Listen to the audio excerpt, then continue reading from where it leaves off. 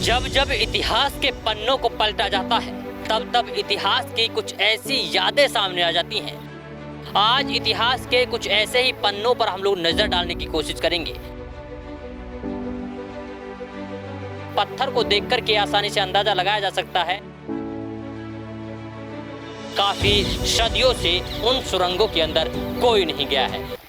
जब जब इतिहास के पन्नों को पलटा जाता है तब तब इतिहास की कुछ ऐसी यादें सामने आ जाती हैं जिनके बारे में जानने की जिज्ञासा लगातार बढ़ती चली जाती है। आज इतिहास के कुछ ऐसे ही पन्नों पर हम लोग नज़र डालने की कोशिश करेंगे।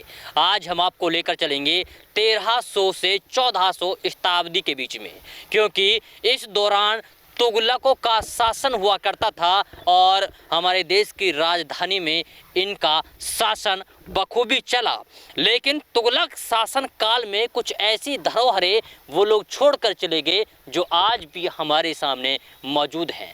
आप ये मकबरे जो देख रहे हैं, ये मकबरे उसी तुगलक काल के हैं जब वो आकर के अपने लिए इस तरीके के मकबरे ठहरने के लिए बनाया करते थे। यानी कि आज से करीब 1300 से 1400 साल की जो चीज़ें हैं वो हम आपको दिखाने की कोशिश कर रहे हैं, क्योंकि इनके बारे में जानना, इन सारी चीज़ों के बारे में लोगों तक जानकारी होनी चाहिए। इसीलिए ये सारी चीज़ें हम आपको दिखाने की कोशिश कर रहे हैं और आपको अपना इतिहास याद कराने की कोशिश कर रहे हैं। चलिए अंदर जानते हैं और अंदर देखते हैं कि आखिरकार तुगलक काल में बने हुए ये मकबरे कैसे हैं और किस तरीके से ये बनाए गए हैं। हालांकि अगर हाल ही की हम लोग बातें करें तो अब इनमें झाड़ी वगैरह हैं, कुछ ऐसी चीज़ें यहाँ पर हैं जो कहीं ना कहीं इस मकबरे की खूबसूरती पर दाग लगाने का काम करते हैं।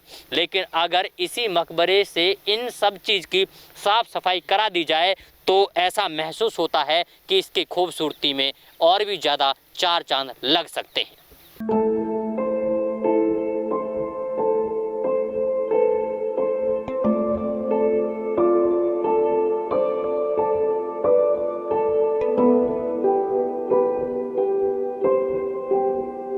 तुगलक काल के इन मकबरों के बारे में अगर बातें की जाए तो ये मकबरे कस्बा पिनंगवा में मौजूद हैं। कस्बा पिनंगवा नूह ज़िले में लगता है और नूह ज़िले में ये कस्बा पिनंगवा की वो धरोहरें हैं जो अभी तक यहाँ पर बनी हुई हैं। लेकिन हाँ, इन पत्थर को देखकर के आसानी से अंदाज़ा लगाया जा सकता है कि पत्थर स्थानीय पहाड़ों के पत्थर होंगे, वहाँ से पत्थर लाए जाते थे और इन्हें बनाया जाता था। इसके अलावा इसमें गारे का इस्तेमाल किया गया है। ये गारे से पूरी बनावट यहाँ पर की गई है। ज़्यादा जानकारी के लिए हमारे साथ हमारे सहयोगी अमजद जी हमारे साथ जुड़े हुए हैं। अमजद जी से हम लोग जानकारी चाहेंगे और ये जानने की कोशिश करेंगे कि आखिरकार इसके पीछे का क्या रहस्य है, इसके अलावा किस तरीके से इसे बनाया गया है। रिजवान जी, ये बिल्कुल सही बात है कि मोहम्मद बिन तुगलक के समय के ये तुगलक काल के बताए जाते हैं। आपको बता दें कि तुगलक काल की अगर हम बात करें तो ये 1320 शताब्दी से लेकर 1414 शताब्दी तक हिंदुस्तान पर उन्होंने शासन किया, जो कि सबसे पहले जो शासक थे वो गयासुद्दीन तुगलक बताए जाते हैं। लेकिन अगर हम मेवात की बात करें, इन मकबरों की अगर बात करें तो यहाँ खुद जो दिल्ली के शासक हुआ करते थे वो नहीं आए, बल्कि उनके जो सेनापति थे उन्होंने जब मेवात में यहाँ आए तो वो लोग यहाँ पर रुका करते थे। कहा यह भी जाता है कि यहाँ अगर हम मकबरों की बात करें पिनंगवा के अंदर तो 6 या 7 मकबरे हैं।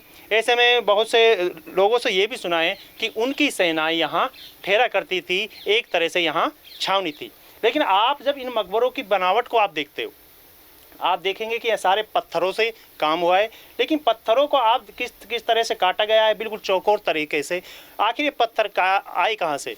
रिजवान जी, हम बताएं कि पत्थर यहाँ से थोड़ी ही दूर 3 किलोमीटर दूर की बात करें तो अरावली पर्वत की कुछ छोटी पहाड़ियाँ हैं जो खानपुर गांव के अंदर हैं, वहाँ से शायद ये पत्थर लाए गए हैं। लेकिन अगर इसकी चूने की बात करें तो ये वही कला है जो आखिर में हमने मुग़ल काल में भी देखने को मिली थी।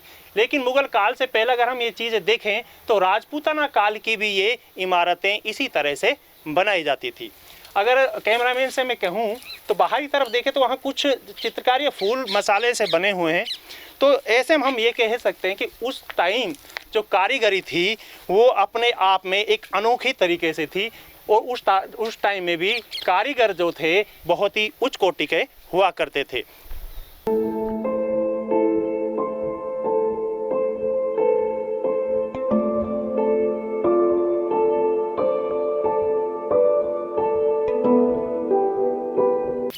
अभी जब हमारे सहयोगी अमजद जी बात कर रहे थे तो उन्होंने कहा है कि तुगलक काल में बने हुए ये मकबरे, इनके साथ साथ कई सारे ऐसे मकबरे और भी बने हुए हैं कस्बा पिनंगवा के आसपास लगे हुए गांवों में और कस्बा पिनंगवा की सीमा रेखाओं में, जहां से इनकी सीमाएं जुड़ती हैं। और ख़ास बात यह है कि एक मकबरा से दूसरे मकबरा के लिए सुरंग जाती है और इन्हीं मकबरों के साथ साथ कुछ मस्जिदें भी बनाई हुई हैं जिन मस्जिदों के अंदर से सुरंग जाती हैं। हालांकि वो सुरंग कहां से कहां के लिए निकलती हैं आज तक इसके बारे में कोई पता नहीं लगा पाया है, क्योंकि वो सुरंगें काफ़ी सदियों से बंद पड़ी हुई हैं और काफ़ी सदियों से उन सुरंगों के अंदर कोई नहीं गया है। चलिए बिना देरी के हुए हम आपको उन सुरंगों से रूबरू कराते हैं और दिखाते हैं कि आखिरकार उन सुरंगों का रहस्य क्या होगा।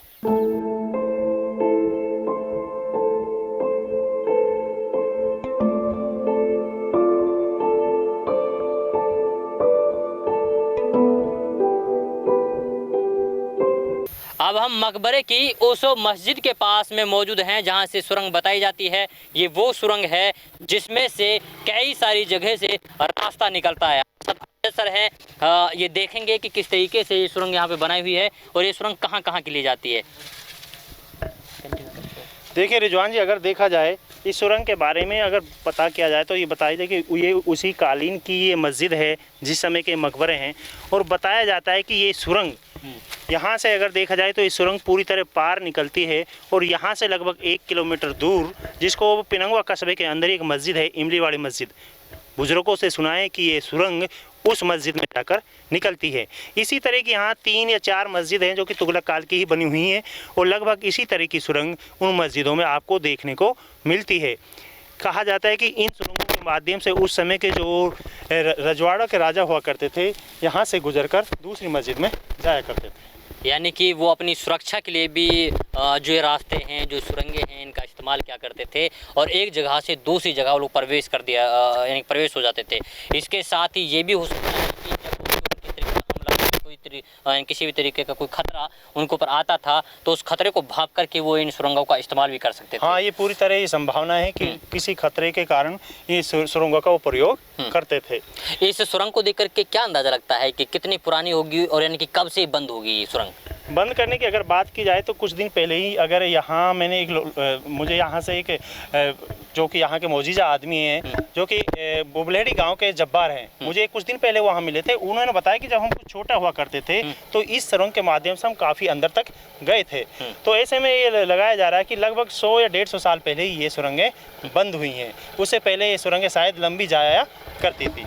चलिए, ये अब यानी कि पुरानी सुरंग हो चुकी हैं। इनके अंदर सांप, बिच्छू या फिर कोई और जहरीले कीट भी हो सकते हैं, इसलिए अब इन सुरंगों पर आवाजाही पूरी तरीके से बंद कर रखी है। इनमें से कोई नहीं जाता है और कई यानी कि साल बीत चुके हैं तब से ये सुरंग इसी तरीके से बंद है।